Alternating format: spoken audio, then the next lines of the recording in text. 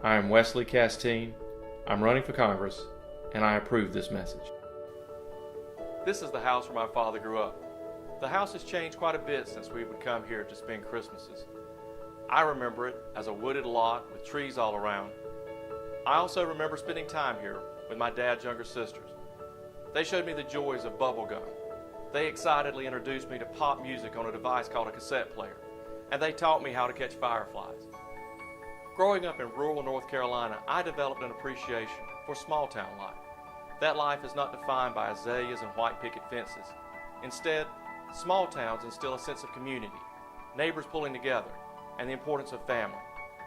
This old home sits across the highway from the sprawling complex for a company which began as a local feed mill. That company grew and prospered through 3 generations of the same family at the helm. My mother worked for that company as a bookkeeper. She started when the company's employees were measured by the dozens. Eventually, employment grew to nearly 1,000. That company helped to support not only members of my family, but also thousands of friends and neighbors in the surrounding area.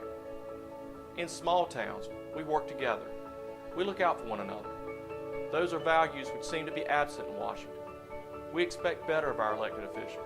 We expect better of our government. However, we cannot expect a change unless we do something about it. Sending the same people and the same parties to Washington to point fingers at each other has proven ineffective. It is time for a familiar voice to deliver a new message in Washington.